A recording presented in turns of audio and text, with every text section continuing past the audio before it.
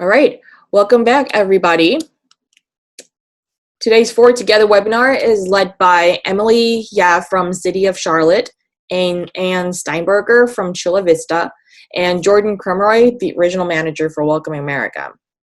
And as always, my name is Sayon, and I'll be the moderator for today's webinar. I'm also the director of the Learn, Share, and Change project that includes this webinar series. Today's webinar is actually the last of the Forward Together webinar series. And if you want to watch the webinars from the past 5 weeks, you can visit our website, weavetails.org/forward-together for more information. You'll be able to find the link in the chat later. In the next couple of weeks, we'll be reaching out to you, our audience, for your inputs and feedback for developing a blueprint that will lay out the long-term goals and strategies to make Florida more inclusive and immigrant-friendly in the next decades to come. You're welcome to reach out to us by email to learn more about how you can be a part of this blueprint. And now, I would like to start by introducing our speakers today. Emily is the Immigrant Integration Specialist for the Office of Equity, Mobility, and Immigrant Integration at the City of Charlotte in North Carolina. She's committed to supporting the success of a diverse and a welcoming and globally connected Charlotte. Ann is a marketing and communications manager for the city of Chula Vista, the second largest city in San Diego County in California. Her work at the city focuses on improving the city's image, promoting economic development, attracting visitors and tourists, and engaging residents. Jordan is a regional manager at Welcoming America, where she is working to establish the nation's first major metro welcoming region. If you have any questions during the webinar, you can leave them in the Q&A chat, and we'll have them answered at the end of the presentation. And also, if you get kicked out of the Zoom meeting for some reason, you can always use the same Zoom link you had to log back on. And now it's time to dive in. We'll first start by having Jordan present about the work that she does at Welcoming America. Jordan, are you ready?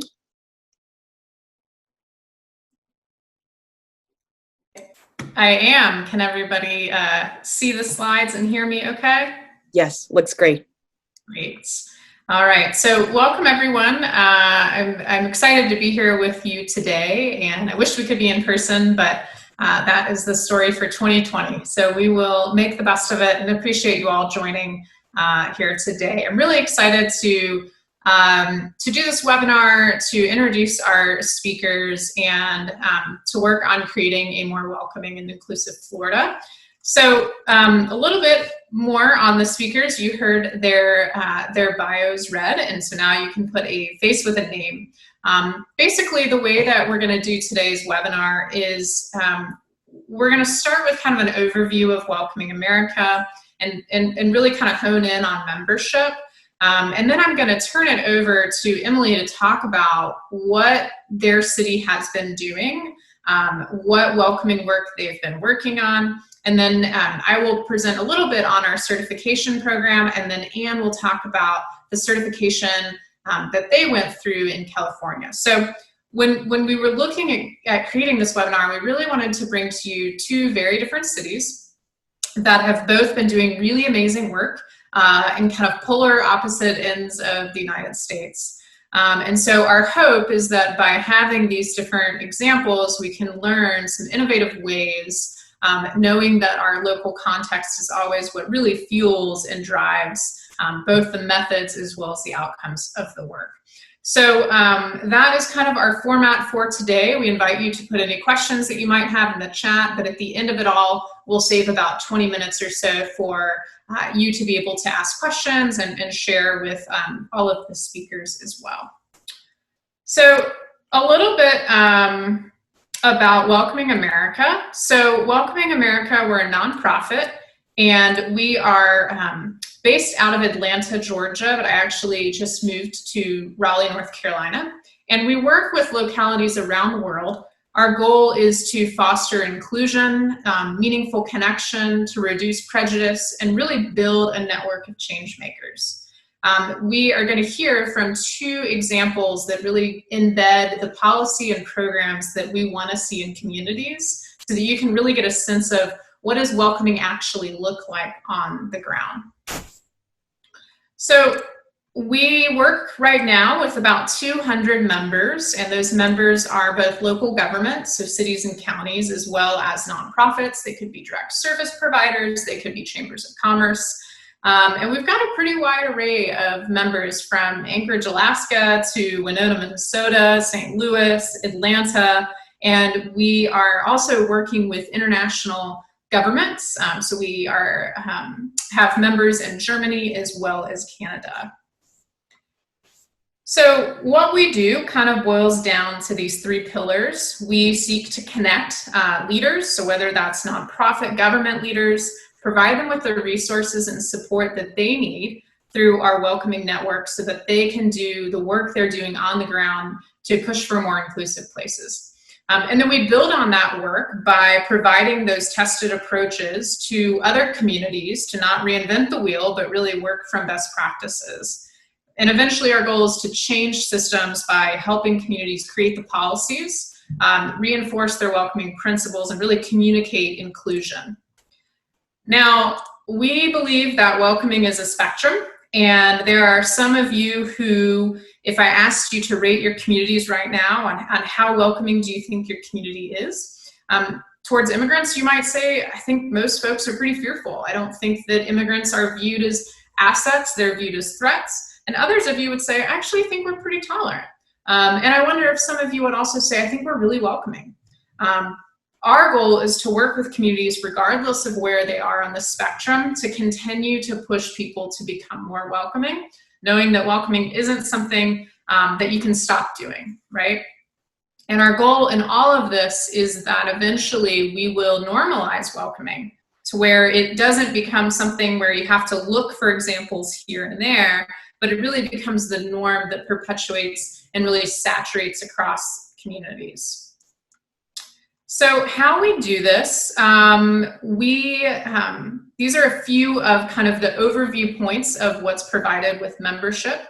So we do a lot of phone and coaching sessions with our members, especially now with COVID, with the elections coming up. People are encountering things that they hadn't planned for. So we do a lot of one-on-one coaching sessions. We have specific technical assistance programs that we run. I'm going to talk about one a little bit more. We do a lot of community visits, so sending folks from one community to another community to learn and really see hands-on for a few days what they're doing and take those lessons back. We have our annual conference, which I'll talk about. Our member forum is an online member-only forum where folks can ask questions, they can share resources. If a mayor in Miami wants to talk to a mayor in small town Wisconsin or big town New York, that can all happen in closed doors behind the member forum. We also have our resource library, which I'm going to show to you. Quarterly bulletins and webinars. So recently we've done a lot of webinars on getting out, doing census counting during COVID, inclusive emergency planning, communication strategies, and language access amidst all that's going on, and so forth. So a little bit more so that you have access to these. These are, a lot of our resources are member only, but not all of them are. And so there are things that you can access. At the very bottom of this slide, you'll see a link. And if you forget what the link is or it's too long to type in, you can always just go to welcomingamerica.org. And at the top, I believe it says Learn, and you can navigate to our resources that way. But here on the screen, these are examples of a few toolkits that Welcoming America created. One on messaging, one on the certification standard, which we'll talk about, and one on harnessing volunteer energy, specifically within the refugee resettlement field. So these toolkits are always available. This is a big part of what we do, is really lifting up communities like you all who are doing amazing things, providing those as case studies, and also weaving in the best practices and theories that we know of. So I wanted to be sure to bring to your attention our conference. We have an annual conference. It moves places each time. Last year we were in Pittsburgh. The year before that we were in Louisville, Kentucky. And in 2021, we're headed to Charlotte. So this is really exciting, one, because we have Emily from the city of Charlotte with us, but two, because it's not too far from Florida. And so I hope you'll all jot down the dates, April 21st through 23rd. And this is another member benefit, is that members receive 2 free registrations to the conference, and we do provide travel stipends as well. But this is essentially one of my favorite times of year. We bring together several hundred folks to really deep dive into breakout sessions, as well as main stage plenaries, about what welcoming looks like and what they can learn from each other. So this is another program that we run jointly with New American Economy, and I wanted to bring this to your attention because it's timely. So right now we have actually opened up the RFP for the Gateways for Growth Challenge for 2021.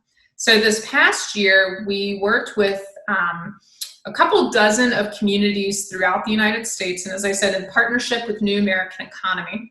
And there's a few different kind of facets that this project takes on. New American Economy, they are the research folks, and so they provide research briefs to communities. If you want to know, what is our makeup of immigrants in our community, how much are we contributing to the local economy, what sectors do they most make up, and you want to have a really robust research analysis that you can leverage in your communities to show the impact and the need, then the research portion of Gateways for Growth is a fantastic opportunity to apply for.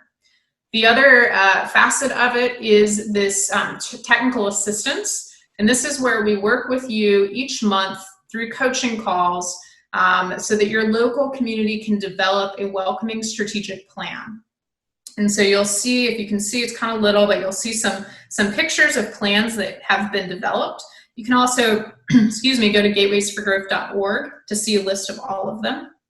But these plans are really comprehensive, multi-sector, whole community approach to welcoming, engaging not just folks in nonprofits, but businesses, your chambers, your government, and really all entities across the community to figure out what are the things that you can be doing in your community to really move the needle forward. And so this opportunity is available, as I said, right now for you to apply.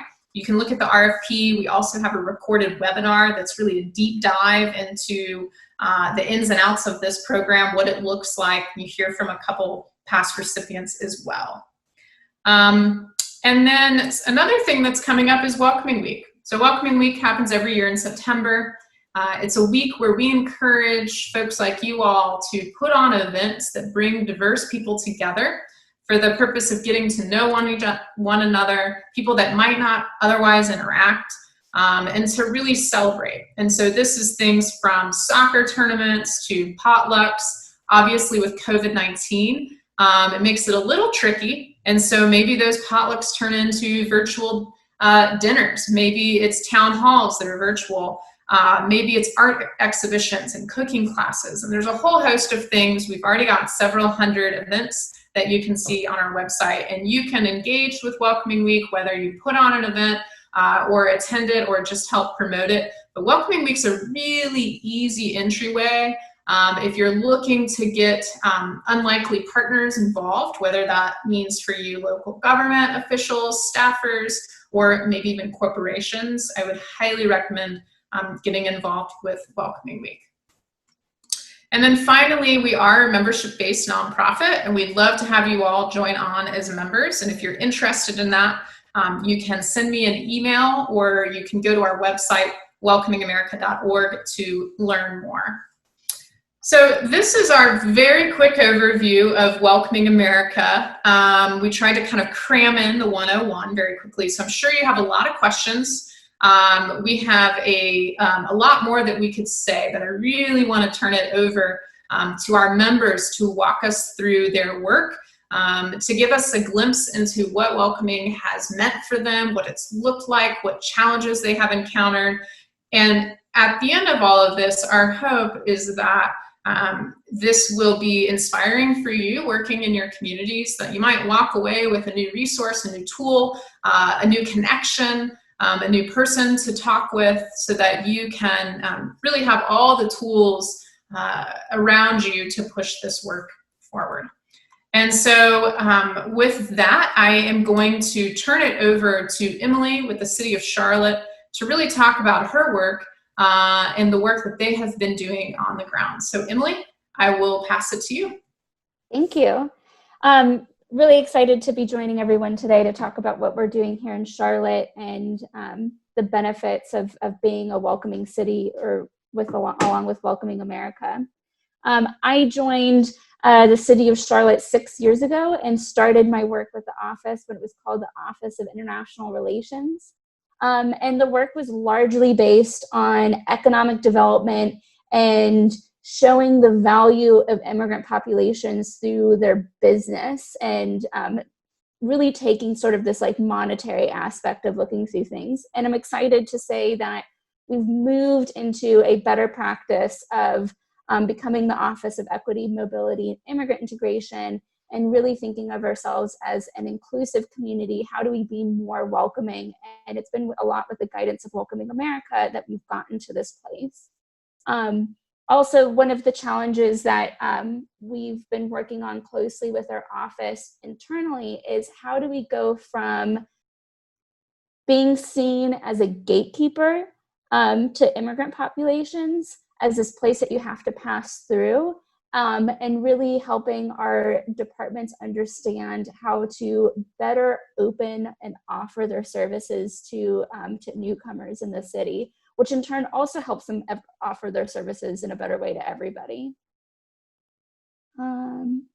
Next slide. So I'll start by talking about Welcoming Week. And I put good manners up here because we are in the South. And oftentimes understanding the context of the culture that you're working within really helps you change how you do your messaging. When I tell people about the work that I do, when I introduce myself and I introduce the office, sometimes the reaction often is this feeling of desperation. Oh, we so sorely need this here in Charlotte. Or it's a feeling of like, isn't that sweet? So you have this sort of like spectrum, like Jordan mentioned, of how people are coming towards thinking about inclusion and integration. And we need a way to be able to bring people to a table where they're not already in this sort of divisive mindset. And the term welcoming specifically, and thinking about Welcoming Week is a good place to start with that. It provides people this sort of setting of what would you do when you get to know a neighbor? What would you do when somebody knocks on your door and says hello? And this is something that is just common across cultures, this sort of feeling of good manners, but is especially strong here in the South. We pride ourselves in being polite. And so when we do Welcoming Week events, this is really how I introduce things of like, how would you want to share with your neighbors and bring people together. And this year, I'm really excited. Even though COVID changes things, we're still finding ways to be welcoming, even virtually. So we have bus advertisements that are going out around the city that'll be seen that we had a local artist design that are really gorgeous. And we've partnered with the Arts and Science Council here to invite artists and creatives to do events virtually. One of which is there's a couple folks who are going to different restaurants and eating desserts, and then hosting a watch party to talk about their experiences, where they also talk about how there's just these amazing commonalities that exist. So it's this easy way to share cultures as food, but then taking it to the next level and taking that conversation from food into what makes us different. How is that great? It tastes good. And how does it make us different in other ways? And then also, how do we see these similarities so that we can recognize we've got rice pudding in the South, we've got rice pudding in India, we've got rice pudding in Latin America. Here's this incredible commonality that exists between all of us. Next slide. So accountability is a big part of doing welcoming work, and Jordan will talk more about the certification. But I think it's really important to highlight accountability when we talk about making sure that municipalities are doing their part and being welcoming. So this is the city's mission statement. I'm not a big fan of the word citizen in our mission statement, but that's a different story. And I can often call back to this and give this as a reason to why we need to open up our services. This is why we need to do language access work. This is why we need to change how our policies exist, is because this is what we stated that we stand for as a city. An example of how we moved into this was we formed the Immigrant Community Committee about a year ago. It was last year in March, so 2 Marches ago. And it was in response to there was increased ICE activity in Charlotte, and our newcomer community did not feel the support that was needed from the city during that time. So we went out into the community and asked them how they would like to change policies, understanding that there's a difference between federal government and local government. How do you change local government policies? How do you be active in changing local government policies so that you feel or you can experience integration in with the city? And we got a lot of amazing feedback that we were able to implement. But one of those things was quite simple. It was recognizing that we are not delivering our services to people out of like kindness or pity. We are including people in our services. We are asking people to be part of building this city. And it's something that we weren't expecting to hear, but I heard time and time again is we are part of building the city. How do you include us in being a bigger part of building the city? And part of that was improving our communications, and part of that was helping our departments understand how to better open up their program building process. And it was through best practices of Welcoming America that we understood how to change the framework of how we were having these conversations. Next slide. So that's our logo for our language access that we're implementing now. And then as we think through our welcoming standards, as we're going through the process to become welcoming certified, it's the benchmarks that we use to see whether or not we're doing well. I think having an outsider take a look at what you're doing is, of course, much more effective than looking at things yourself and finding these ways that you meet standards. We really need to be evaluated by an outside entity. Next slide. So stakeholders, this is incredibly influential, not just how we do our work as a municipality or as local employees, but how we can help people better influence the work that we do to make sure that they're able to be part of the work as well. And communications is important in how you understand how to communicate across your stakeholders.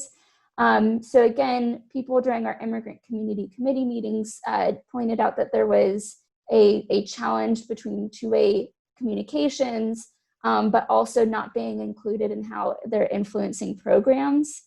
And so we had a civic leadership academy here in Charlotte that was done in English, which taught people how to change local government, how to change and affect programs, how you talk to elected officials to get things to be made for the better.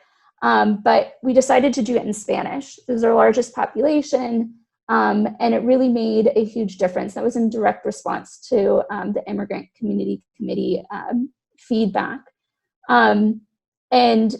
Welcoming America was through a conference that I actually met the folks that built a similar civic leadership academy in, I want to say it was Louisville. I might be wrong on that. So they were the framework with which we formed our civic leadership academy here in Charlotte. Language access is one of the biggest things. If we can't communicate, if we're not showing a willingness to communicate, then we're not doing it well. And recently took part in an education series about best practices with language access that's really helped us move forward in implementing a citywide policy. So I've got a question for attendees and want to see what your responses are. If you can type into the chat, who do you talk to if you need your municipality to provide interpretation at press conferences? So who's the stakeholder that you need to communicate with in order to make that happen? And so while I wait for those to come in, it's everybody in some ways. So a lot of times when I'm working in the community, the first answer is let's talk to elected officials. If the elected officials are on board with you, they will be the ones who can make these changes. And that's true in many ways, but it's important to remember that elected officials aren't rolling up their sleeves and getting the work done. So they're not always they're not your only asset in this.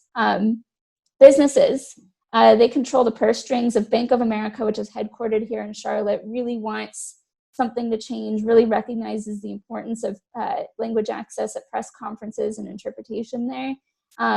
They can influence that to make that happen. Your nonprofit partners are often a huge asset to evaluate change, collect that information from residents. And then residents are a huge part in, it's that personal story that influences whether or not that change is needed. And I'm going into this all to say that we often need to hear from everybody in order to make these things happen. And it's through these best practices, and it's hearing about how we communicate across our stakeholders that we can do that. And we've had that help informing those communications through a lot of the toolkits that you can find online. I'm going to go to best practices. So with Welcoming America, I have taken part in a number of different activities. I was in the Spark Fellowship. So I had a bunch of other Spark members who took part, and I continue to communicate with these women on an ever constant basis and learn from them as they do their work. We were exploring the intersections between immigrant integration and racial equity in this program, and it changed how I talk about the work in a massive, massive way. I think that can be even more respected now, as we're post murder of George Floyd, and we're in this conversation about this really climactic conversation about what does it mean to be in a country that is recognizing the need for racial equity. How do we bring those two conversations together and recognize that they're in this sort of like mutual space? And so being prepared to have that conversation is of huge benefit to this work. Another best practice that I think is really important to recognize is being able to talk with other cities and emulate what they're doing. Oftentimes as a city employee, being innovative and being totally different and totally out there is not always welcome because it's costing taxpayer dollars. And so I need to be able to justify the work that I'm doing and being able to set up and say that this is worked in other places, this will be well received here, and being able to talk within the Welcoming Network and see how things were done in Seattle during the COVID crisis, for example, is huge. Being able to emulate the way that they translated materials and ensured that people had the information to stay safe was something that I wouldn't have been prepared to do without the network. And then last slide. So the conference, the one thing I didn't talk about was the conference. I remember about 4 or 5 years ago, I went to my first Welcoming America conference, and I've stayed in touch with those people ever since that I met that day. It is probably one of the most beneficial 2 days where you just absorb best practices and understand some of the new and innovative things that are happening. And I think it's important to remember that when we talk about welcoming and inclusion work, these are new topics in a way. We used to think saying "I don't see race" was an appropriate way to start these conversations. I think now we can recognize that that's totally wrong. And so that wasn't that long ago that was the appropriate way to start this conversation. Now we're talking about how it's important to recognize people's differences and show value for them. And so we need to have these spaces where we can explore these new, innovative, creative things that are happening around the world. And I'll turn it back over to Jordan. Awesome. Thanks so much, Emily. Emily is a rock star in this work, as is Anne. And so giving her 10 minutes to present feels really, really wrong. And so I hope that you will connect with her, connect with Anne. If she touched on something that you're interested in, I know that they would love to hear from you. That is the bread and butter of the Welcoming Network, is really connecting folks. So do take advantage of that. And thank you again, Emily. So before I turn it over to Anne to talk about her work out in California, I want to give you a really quick, 3-minute deep dive into certification, because you've heard talk about welcoming. And there's always a lot of questions, like, what is welcoming? Is it a feel-good term? Does it have things to show for it? You'll hear folks talk about, they are welcoming. Well, what does that mean?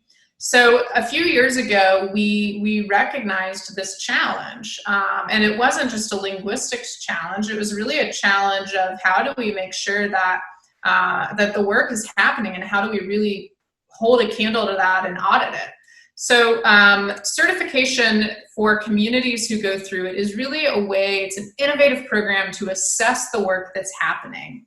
And so communities who meet the welcoming standard, which I'll point out to you, are the ones who eventually become certified.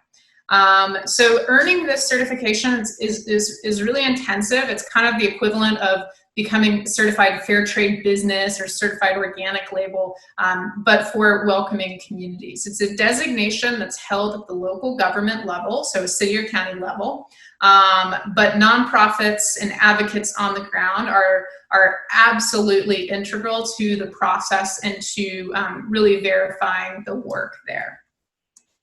So this is the standard. This is the framework that certification is based on. So these are kind of our 7 pillars. And within each of these 7 pillars, you're going to find recommendations or criteria that communities have to meet to say that they've met that area of the standard and eventually to become certified.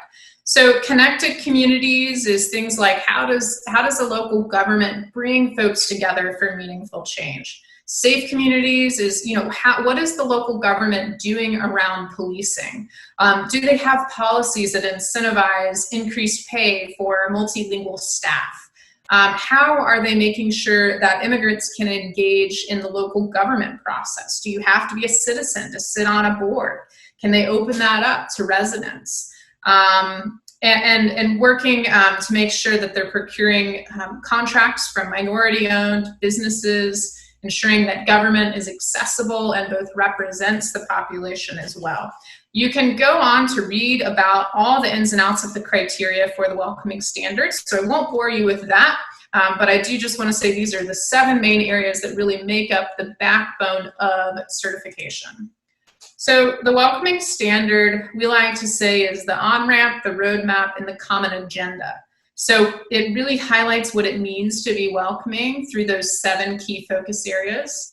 And it provides benchmarks for communities to hold themselves against, to hold local municipalities accountable for the work.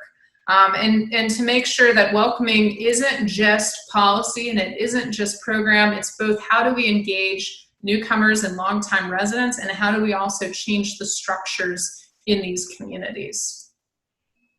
So throughout all of it, we think there are really important things to keep in mind, which is that you are designing for equity throughout the entire process, that you are engaging longtime and new members of the community, that you're monitoring and measuring impact, and perhaps most importantly, that you're partnering across sectors, that welcoming work isn't left to one person or even one department, but that it becomes the ethos of the community.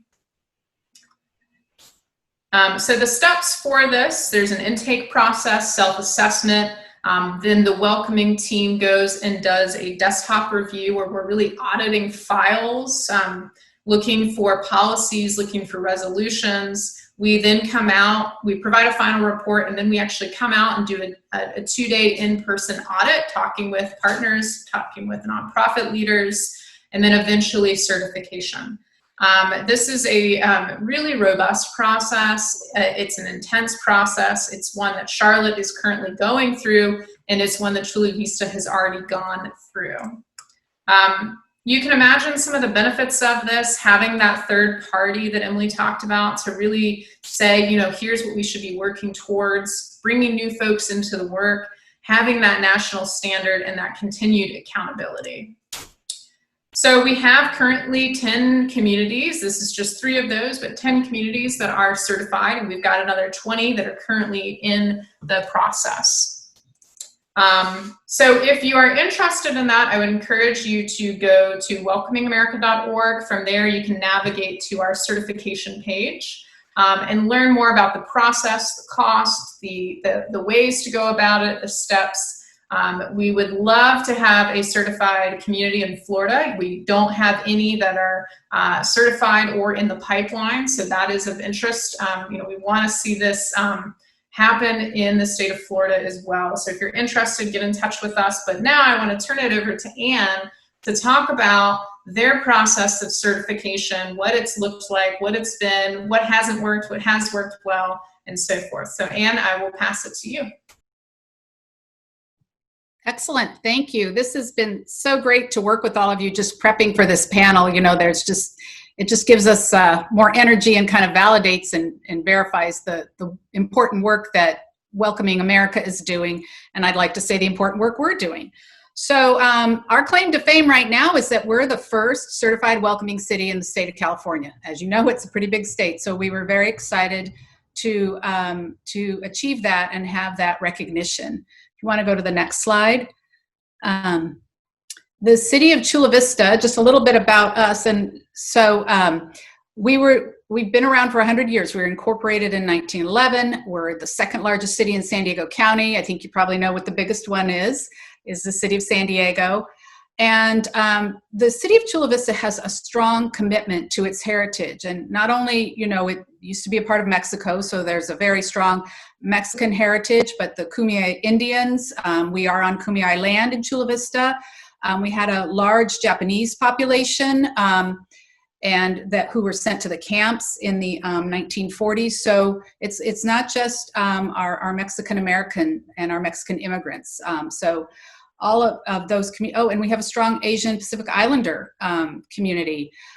So we do have within our community a strong commitment to our heritage, our multiple heritages. So next slide, please. So I just wanted to let you know we are here. We're all the way on the other side of the state, the country from you. And the city of Chula Vista is pretty big. We're 55 square miles.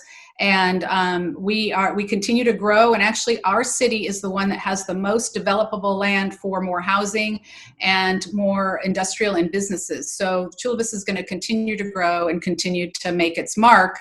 And I think the Welcoming City designation, you know, enhances our viability for economic development and community development.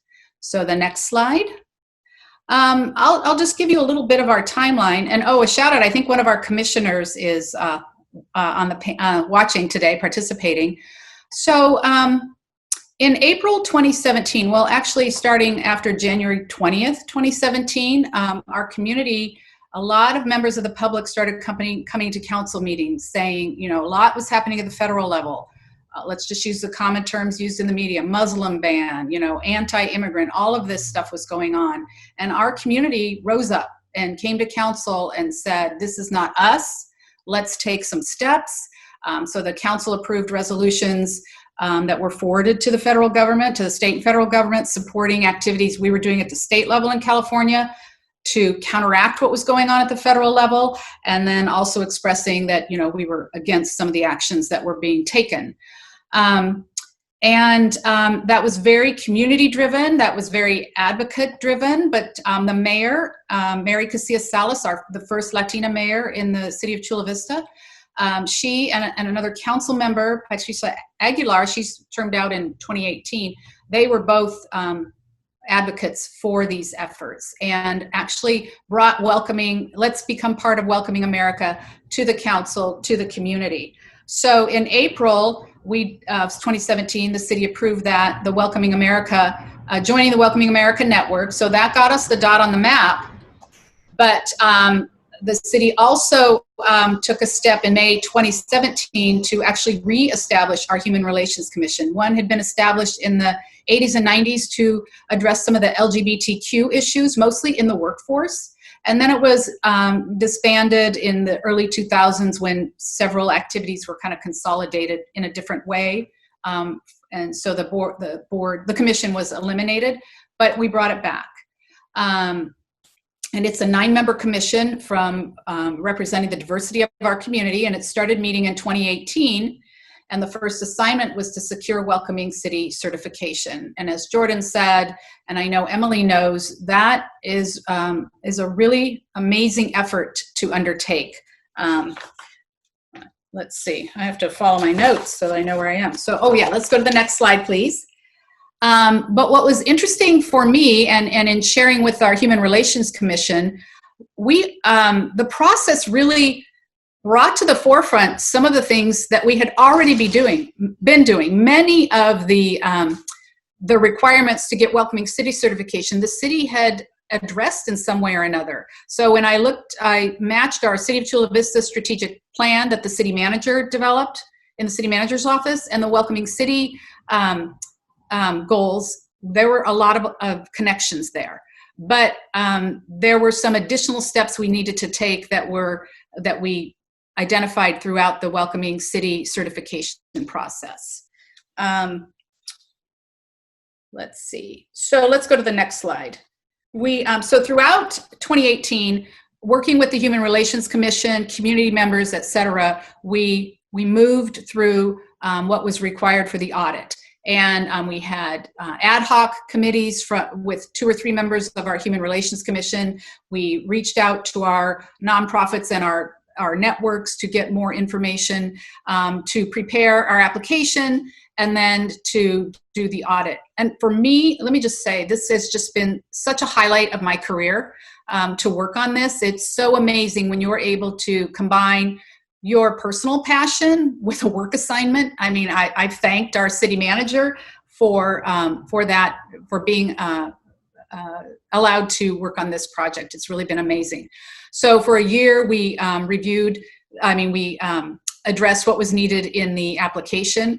And I will say to those of you considering applying that it was challenging we would review, okay, what are you doing in these areas? And then people started focusing on what more we should do. And then we had to keep going back to, no, what are we doing now? Does it meet the requirements of the application or the process? And then we can identify ways that we can enhance and improve. And that's what's great about the Welcoming City certification. It kind of measures where you are now, and then you still need to keep improving. It's not one and done, you don't, so we can continue to grow. So after the audit came back, we did have a couple of findings. We were very close, but we had a couple of findings that we had to address in our action plan. And what's interesting, because Emily was talking about language, and I think Jordan was too, our language access was not focused in an overarching plan for the city. We actually have translation equipment in city council chambers. We have people who speak. We have 200 people on a list who get bilingual pay because they speak Spanish, Filipino, American Sign Language, Vietnamese. So we have all of these pieces and parts, but it's not in a process, not in a plan. If a colleague came to me and said, oh, how do I get a Vietnamese speaker to come help me with this public meeting? We didn't have a process for that, but we're working on it. We got kudos for what was kind of organically happening, but that's the piece that we really need to nail down and what we're working on. We've added language to the city website in Spanish about accessing city meetings. We put information on our website because there's the Google Translate function, so that rather than have a PDF that can't be translated, they can translate the information. So some of these steps we've taken and we're including in our language access plan. Of course, there are requirements at the federal level for CDBG funding to have language accessibility. So again, wrapping all of those pieces and parts together in what I think will be a really strong language access plan. Because of COVID, we've been given an extension in the fall to complete the plan, but we're making our way forward on that. Oh, and before I forget this too, at the same time that we were working on our Welcoming City audit and the application, we were recognized by the New American Economy, actually started being recognized for our immigrant inclusion activities in economic development.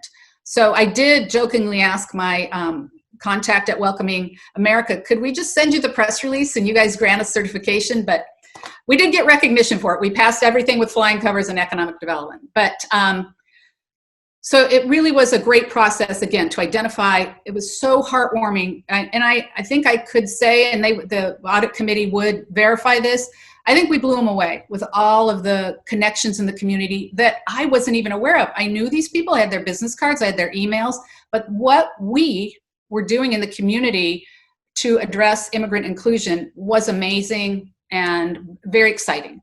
So we received our official notice of certification right around Thanksgiving in 2019. And we had a celebration event in early December. And you'll see there, I've included a photo of our flagpoles. And we created, I asked if we could, first I asked, is there a Welcoming City flag that we can hang? Because we're big on hanging flags. We're a tree city. You know, we have various flags in the community. And I was allowed to create a Welcoming City flag for us.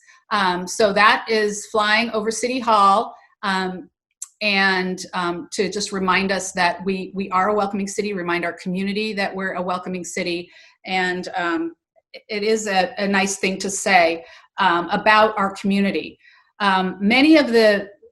So some of the elements or the goals in the Welcoming America program, the Welcoming City certification, are, like what's also been discussed, are there barriers to non-citizens serving on our boards and commissions. So the Human Relations Commission has taken up an item. It's gone to City Council to expand that or revise that requirement that they have to be a resident. So so that is being considered.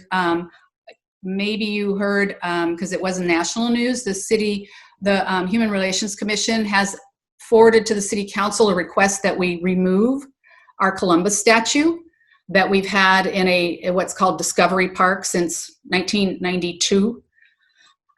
So actually the statue, because of the unrest in the country and because of things we were hearing, we actually made the decision, other cities have done this, we removed the statue for the time being, till the council can have a meeting and discuss what to do with it. Because of COVID, all of our meetings are virtual, and the council, I actually replied to an inquiry yesterday, the council really wants to have the discussion about this, because it hasn't gotten to council with a live meeting, where the community can come to address the council. So there are we're virtual meetings, but there are other examples of allowing some in-person communication. So we're looking at opportunities to do that, hopefully in the fall, and bringing it back to council. But it will be very interesting to hear the passionate conversation that the community had with the Human Relations Commission with our council members. So those are just two areas in the Welcoming City certification that has, where we're continuing to enhance, what we're doing to recognize or address immigration issues in our community. So we'll go to the last slide and I'll wrap up.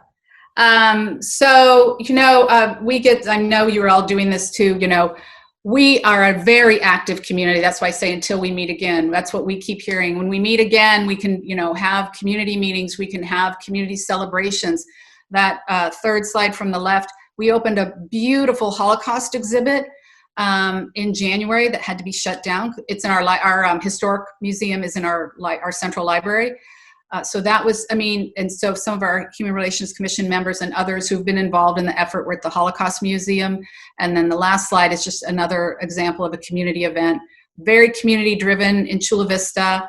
I love working there and being a part of this effort. So our chulavistaca.gov/welcoming page has information on how we receive the certification. It has our Welcoming City implementation plan there. That's our social media handle on Facebook, Instagram, Twitter, and then I can type my email in the chat. So if anybody wants to ask me questions, you are welcome to. I'm happy to communicate with you on what we did. Thank you. Awesome. Thank you so much. And so we will turn it over now for question and answer.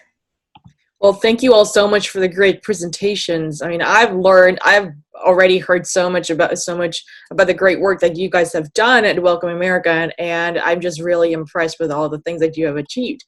And I'm so glad that you were able to share them with us today. We do have a lot of questions actually from the audience, so I'm just going to go from the first one from our audience, from Steve. It's interesting because Steve is actually leading Welcoming Gainesville in Alachua County in Florida.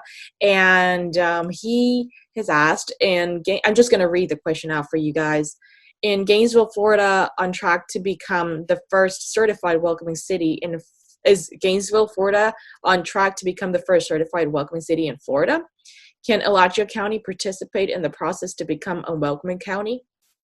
I think this is a question more for Jordan. Yeah, I can answer that. So the answer is no. Gainesville is a member of Welcoming America. And they have expressed interest in knowing more about certification. So we have had some calls with them, but they are not officially in the process. Neither the county nor the city is officially in the process to become certified. So to do that, they would have to fill out some forms and kind of a lot more. We have spoken with them, but at this point, they are not in the process. This is actually going in line with one of the questions that we had. So given that the majority of the audience that we have today is from Florida, actually more than 75% of them in Florida. So I'm wondering what you guys would recommend that the community leaders in Florida do to make their cities, and their counties more welcoming, or become a member of a welcoming city. What would you suggest that they do? The first step of it. I would suggest talking to employees at the city before you go to the very top. I think if you can express to employees the benefits of doing it and how it will help further their inclusion work that they're already part of, if there's a newcomer's office that exists there, starting there is a really great place to begin. And they can support you in going farther if as additional support is needed from elected officials. Mm-hmm, mm-hmm. And I would also say, your nonprofit or your advocate community, once you have the buy-in, with staff, with administration, and potentially electeds, the community, having it come from the community initially was very powerful in Chula Vista and helped guide us. Yeah, and I would just echo, and I've heard this from multiple folks who are either elected or city staffers, is they'll say, like, it's very helpful when community members, advocates come to us with specific requests, because sometimes, we can't be the only squeaky wheel internally, and a lot of times we don't know what conversations are had in City Hall, in the halls of City Hall, right? And so if community members were coming forth and saying, hey, in Seattle, they did this with language access when COVID hit, could we try something like that? It gives more kind of fuel to the fire for that advocate that you do have in local government. And the only other thing I would say is when we talk about certification and the standard, certification is really for those cream of the crop communities that want to really do the internal hard work, make sure that they've dotted their I's and crossed their T's, they have the policies. But the standard is an incredible tool for advocates to use to take to officials who maybe say, we're already welcoming enough, we have our first fill in the blank. Everybody's welcome to come to this event.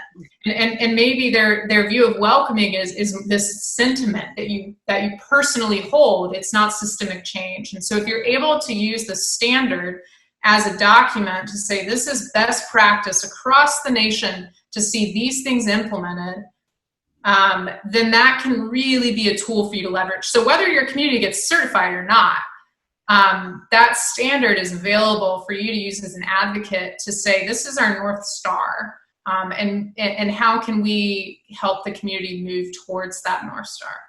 Mm-hmm. Well, thank you so much for the response. I think it shed a good light on what maybe some of the people in our audience today could do in order to bring a change, that would bring their communities, their cities a step closer to becoming welcoming. So I really appreciate that. Another big question that a lot of people in the audience might have for us, and actually we have an actual question from the audience, but it's really about the resistance. There's so much, I would say, cultural resistance as well as legal and policy resistance in Florida, which is why, even though a lot of the communities want to move forward and move toward becoming welcoming, there's so much pushback. So I would like to know, I would appreciate it if you guys can share more about what the resistance, maybe one or more resistance that you had to face in your own work, and how you overcame the resistance.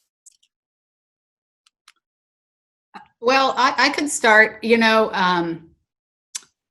with the mayor and one of our council members taking the lead on this, and actually our police chief also we had community conversations and people were asking for this. So maybe we're an outlier because there was strong support for this from the community and on the council to undertake this effort and to allocate staff. I mean, Jordan, we know it takes time and it's a commitment. So, it's just like LEED certification or whatever, it's a commitment to demonstrate how you're meeting the requirements of the standard. So in Charlotte, we have a lot of resistance to make waves when it comes to being sort of this blue sea in a very red state. And so declaring yourself as seeking to be a welcoming city and being inclusive is often a little bit too divisive for some of our elected officials and some of the people who are higher up. And so we have to be careful about that, as like pushing from community helps. Knowing how to frame the conversation is incredibly helpful. And so one of the things that we do, and I'll use language access as an example, is planning ahead of time how you explain the benefits for everyone. And so with language access, it's why people should learn English. You can easily come up with all of the arguments that can be brought up against it. And so being able to explain the benefits to everyone is, if we are more aware of a city of how we are doing our communication, if we're simplifying our English so that everybody can understand better, then we're opening up and we're reducing barriers for everyone. And so then you can bring people to the table to help get them a little bit more farther down the line of, our services are available to all residents. And that means that we need to be ensuring that they are able to access it in the language that they speak best. Jordan, did you have anything to add to that? I would just add that because Florida is tricky, you all have some unique laws. We are happy to work with you to explain how we would suggest navigating that. I will say that, joining the Welcoming Network, is not part of the sanctuary movement. We have communities that are. Most of our communities aren't. But we have yet to see that sort of legal action taken from the state. And we can have an offline conversation about kind of why and how and ins and outs. I think Emily's comments on framing are spot on. But, I think there's different types of resistance. There's just a flat out rejection, like kind of a moral resistance. That's another conversation, another thing. But if the resistance is, well, we're already welcoming, or what about state retaliation? Those are things that we can work through actually pretty easily because we work in 200 communities. None of this is new. There are other states that have similar state laws to Florida, and we've been able to navigate that, and we can have a conversation about this. So I would say it depends on the resistance, if it's internal, if it's a moral resistance, a capacity resistance, if it's a fear of retaliation resistance. All of those kind of shape the response that we would provide. But I'm a big fan of offline conversations, so we can have a phone call or a Zoom coffee, and we can dig into that. Mm-hmm. Well, I think the question from the audience was more specifically pointing to the case of Jacksonville in Florida and cities like Jacksonville throughout Florida, where there isn't so much of not even to an extent of an agreement or some kind of consensus, but not even, there isn't really a culture of welcoming, because, partly because of this, the relatively small population of the immigrants there. And just overall, I think the culture is something that a lot of the communities in Florida is really seeing as a pushback to becoming a part of the Welcoming America. So would you have any, any suggestions, any advice that you would have in regards to overcoming this kind of the cultural pushback? I mean, I think welcoming, I think my response would be that welcoming isn't about just immigrants. It's about everyone. And so, if somebody calls 911 and they need emergency assistance and they don't speak English, you're not going to question their immigration status on the phone, right? You're going to send an ambulance. If somebody calls 911 and they're hard of hearing, you don't not send an ambulance, right? And so language access, for example, isn't just about people who have limited English capacity. It's about a whole range of things. It's about developmental disabilities. It's about certainly language capacity. It's about all sorts of things. And so I think that there are ways, as Emily was saying, to go about welcoming work where it's not just hey, we're doing this because we have a 10% immigrant population. It's, hey, we're doing this because our community has to move forward, and to be the healthiest, most prosperous community, these are the things we need to have. And that's why I think chambers of commerce in the South can be huge allies that can be oftentimes really unexpected. But corporations want to be in places where their employees are treated with respect and valued. Corporations that are holding large call centers need that language capacity, so they're looking for diverse places. They don't want their staff harassed on the way to work. So chambers are one of these entities that I think a lot of times us folks who come from community organizing and direct service, we don't think of them because maybe we think they tend to be conservative.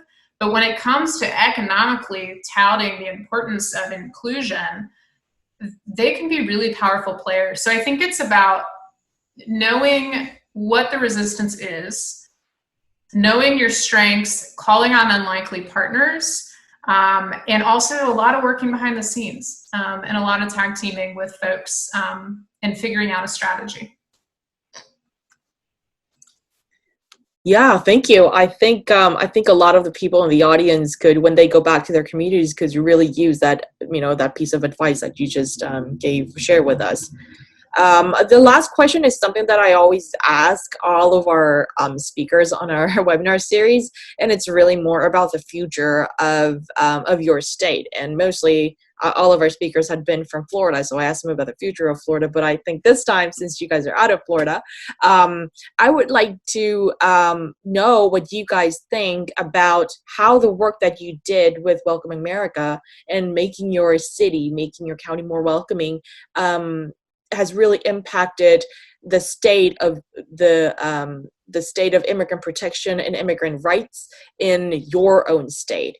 So for instance, for Anne in California, so how do you think your program made an impact statewide? Well, again, in California, even at the state level, they took actions, and our Attorney General has taken actions against the federal administration. So I think we helped bolster the state's efforts. And I just wanted to throw something out. It's not exactly answering this, but next year we're going to be redistricting. And so just having these connections in the community, when the city of Chula Vista just established city council districts in 2012, the first election to have it was 2016. So he did an initial districting process. And for that effort, we got 25 applications for a districting commission. We just closed the application period for the redistricting commission. We got something like 62 applications. So I guess I would say that I think more people want to be involved in inclusivity and some of these activities that you may not think initially as an immigrant, supporting immigrant communities, but they're connected. So like I said before, the process reinforces the connections that you have, or illuminates the connections you have, and creates opportunities for going forward to continuing to build your program and to support each other. Yeah, I think that's a really good point. Yeah, how this process of becoming welcoming really reinforces the existing connections within the city. Yeah. Jordan or Emily, do you guys want to chime in? So the city of Charlotte is not the capital of North Carolina, although we are the biggest population. And so I think by being very forward thinking and very active in inclusion and welcoming, it helps us be this leader for smaller cities to also take part. And what we're finding that as we attract the main attention, a lot of our smaller surrounding cities are doing incredible work that we haven't found the space yet to jump into.